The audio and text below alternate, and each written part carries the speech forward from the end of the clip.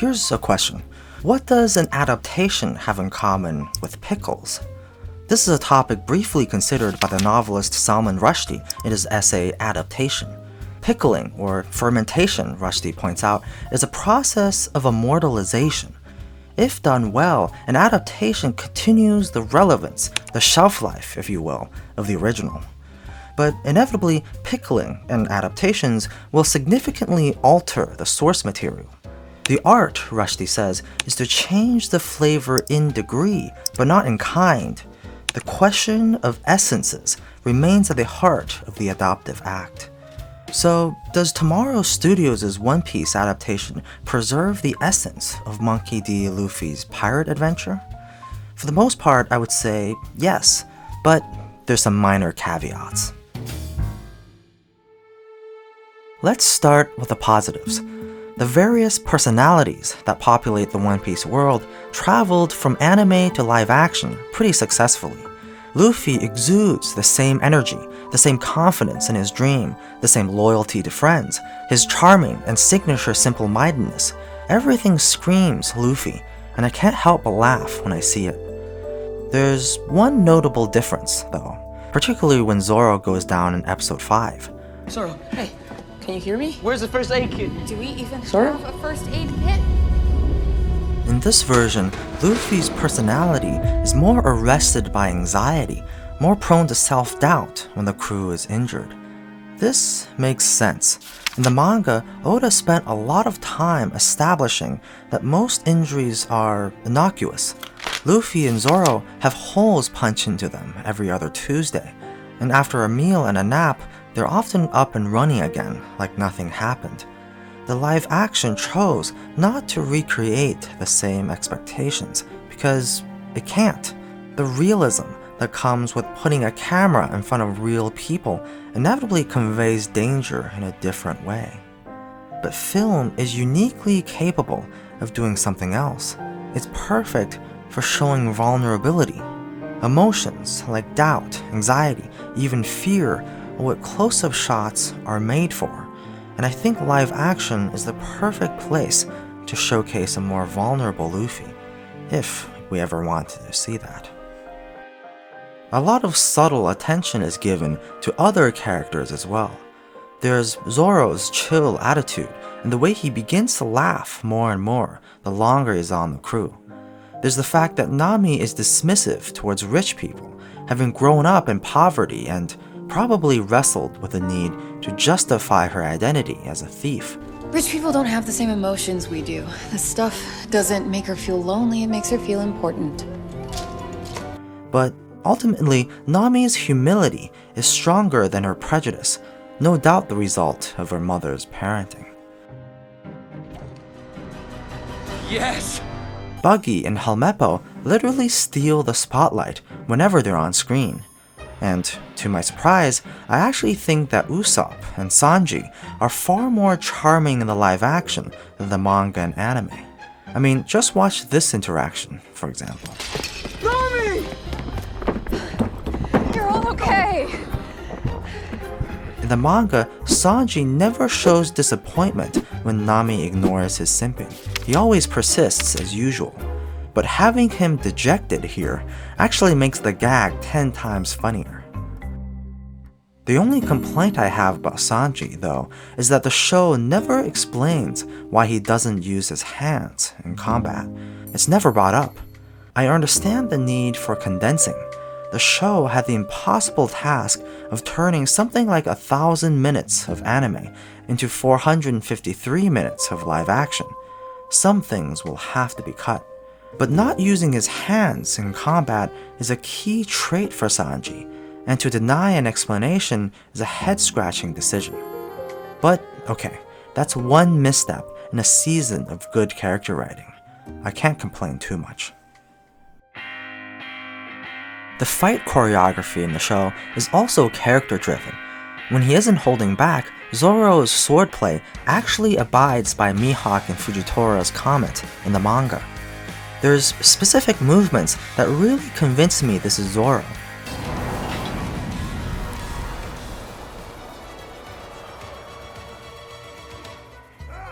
On the other hand, Luffy's playful yet slightly clumsy movements really show that, unlike Zoro and Sanji, he's never had martial arts training, so his movements are not as clean, even though he's still a great fighter. So we designed moves so we could put the fun element into it.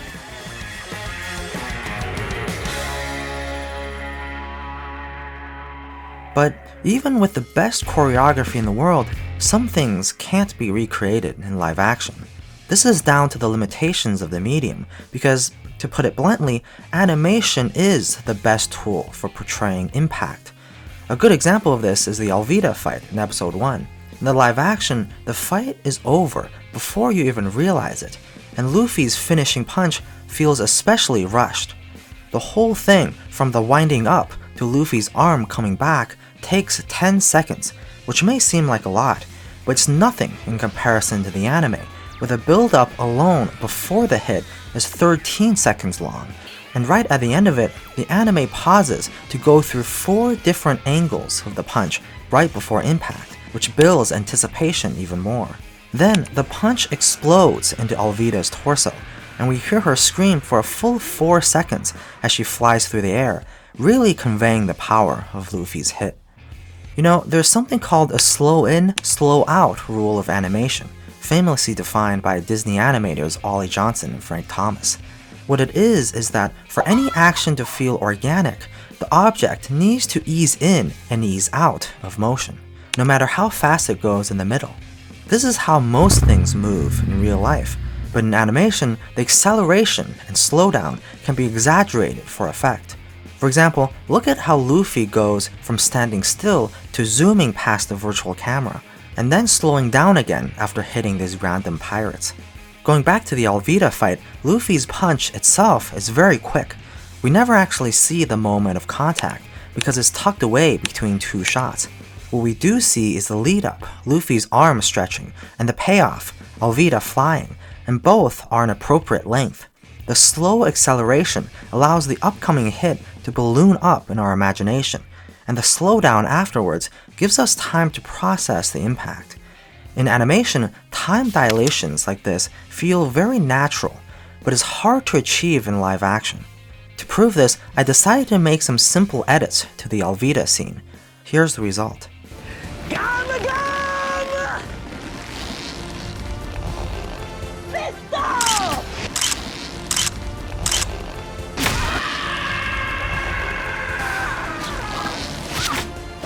Now, maybe my editing is just bad, but I think this looks pretty whack. Our viewing habits with live action simply doesn't support slow ins and slow outs. This is why a movie will often be accused of using too much slow-mo, but no one complains when an anime does the same thing. All this being said, I think there are still ways to achieve this effect. For example, look at this punch by Donnie Yen in the 4th John Wick movie. While the swinging fist in John Wick is partly for comedy, it doesn't need to be funny. The One Piece live action has a good example here when Luffy swings his arm before hitting a marine. The punch really lands because a punchline is always improved by a stronger setup. The Alvida fight could really benefit from this, from a finer understanding of what made the anime version so striking, no pun intended. In both versions, we see a shot of Luffy as he leans back to prepare for the punch, but in the anime, Luffy's movement is bigger, and is also much slower, making the subsequent thrust forward of Luffy's arm a lot more staggering, even though it's not animated particularly fast by itself. In the live action, Luffy leaning back, anticipating the punch, passes by way too quickly, so that the lean back and the punch feels essentially uniform. The speed difference between anticipation and action is what made the anime so effective. But again, the physics of live action follows a different set of rules.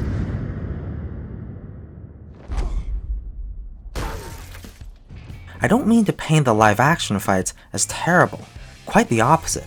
Animation and live action are 2 different fields of representation, and there are things that each do better than the other.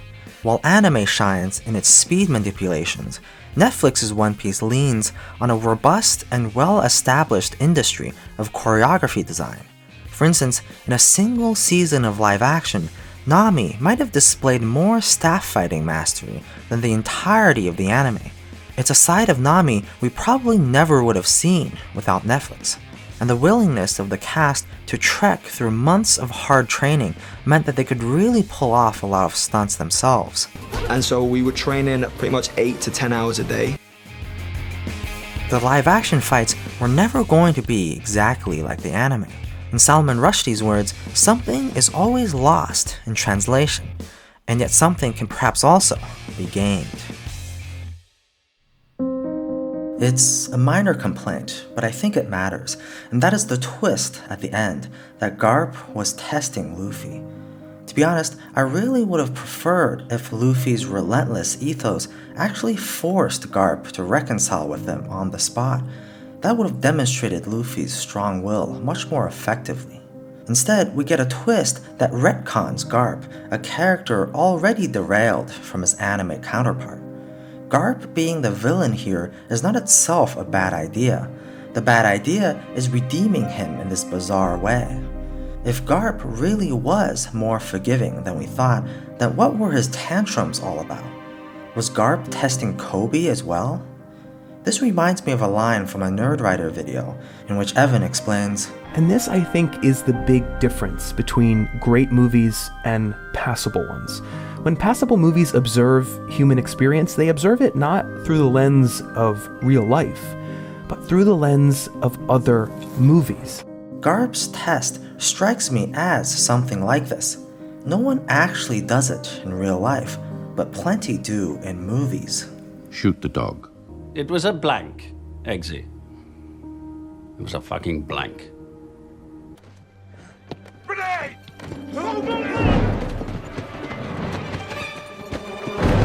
Get away!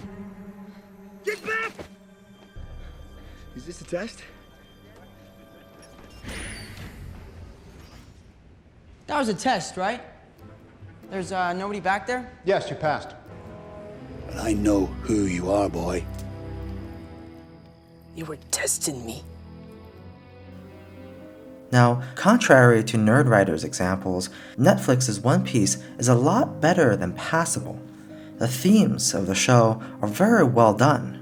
For example, the Going Merry is a place where individuals, bound by circumstance, find courage to pursue their dreams. So it's no accident that Luffy, when faced with potential crewmates, always leads a conversation to the same question.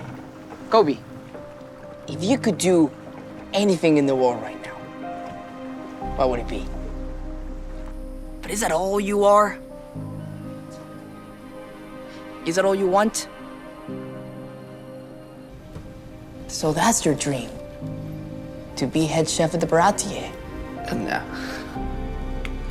But isn't there something that you want? Something more? More than anything else in this world.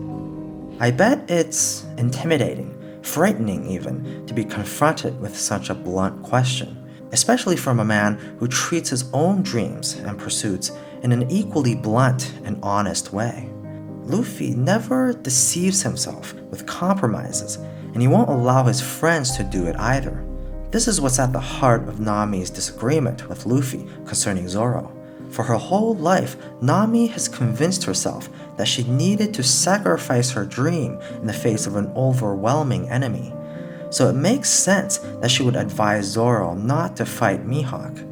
The disagreement was not present in the manga because Nami was never there to see the fight, but it works because the show's decision is well informed by who Nami is and what she's been through.